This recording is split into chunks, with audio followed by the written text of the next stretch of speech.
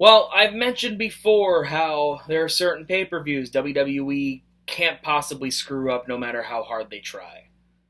And I mentioned Hell in a Cell being one of them. I mentioned Money in the Bank being one of them. The same goes for TLC.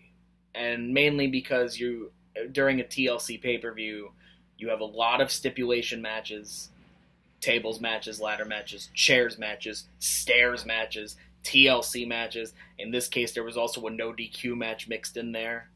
You get a lot of these gimmick matches, so that way you can kind of take the easy way out, and you're allowed to do more, which gets the matches themselves over, the stories over, and the pay-per-view ultimately goes over well. There's no way WWE could possibly screw up a TLC pay-per-view, considering the people we've seen in the past that have competed in TLC matches, and some of the same people today during this TLC pay-per-view. Some of these guys work well in matches like TLC matches and no DQ matches, like AJ Styles, like Dean Ambrose. There's really no way WWE could screw this up. Well, 2014 they did, in 2015 they did, and in 2016 they didn't really, but this pay-per-view still wasn't that great. It was just okay. It was kind of sandwiched right in the middle between really good and really bad. It was just kind of there. And that's unfortunate because some of the things that WWE did on this night were pretty good, others not so much. But we start off with the tag title match, the Wyatts versus Rhino and Slater.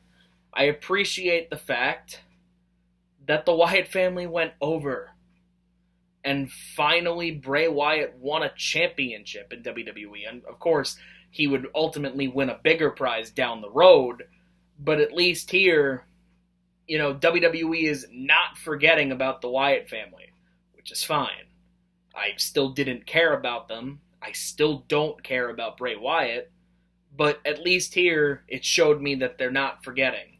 This match didn't need to go long, and it didn't. It went only 6 minutes, which is perfectly fine. And the Wyatt family has a championship. Have a championship. Bray Wyatt has a championship.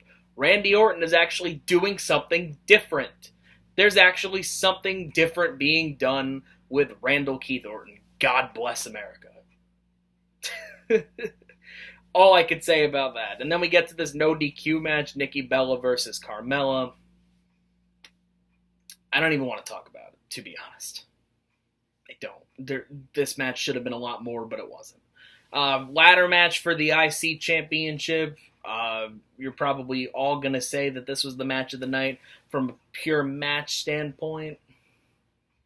Yeah, it's up there. I would maybe argue the main event, but it's definitely up there. But the one thing that I really loved about this match was that it ended the Miz versus Ziggler feud.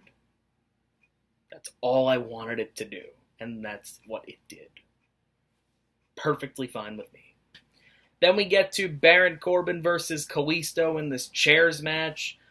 Again, talking about Survivor Series, Kalisto competing for the Cruiserweight Championship, but he's also competing for bringing the Cruiserweight division onto SmackDown, just so that way it all gets thrown away when Corbin interferes for no damn reason. Now we get a boring feud between them in this boring chairs match that really was not good. It was kind of sloppy, and at no point did I really care about this. I don't think a lot of other people cared about it, to be honest. But it happened, whatever. Alexa Bliss defeating Becky Lynch to win the SmackDown Women's Championship in a tables match. This was the second women's tables match. It wasn't as bad as the first one, but it was still pretty bad. I will just say I'm glad Alexa Bliss went over, because Becky Lynch has really started to go down south. Has really started to fall off, and I think that was the right time to pull the trigger and take the belt off of her. Perfectly fine with me. AJ Styles versus Dean Ambrose, TLC match, WWE Championship. Eventually I learned to not enjoy their feud because it was becoming about other people instead of the two competitors that are competing for the belt, instead of the belt itself, became about James Ellsworth. And here we get to this match. The action in it was pretty damn good because, again, it's AJ Styles and it's Dean Ambrose. There's no possible way they could screw up a TLC match. So the action in it was great. I'll agree. But at the end, the finish, once again, it becomes less about the championship, less about the participants fighting for said championship, and more about James Ellsworth. At a time where James Ellsworth was a bigger deal than AJ Styles, your WWE champion. That's ultimately how I'm going to remember TLC, as the night James Ellsworth took over and cost Dean Ambrose this match. Listen, I understand that not every finish of every match needs to be clean. Not every finish of every match needs to be dirty.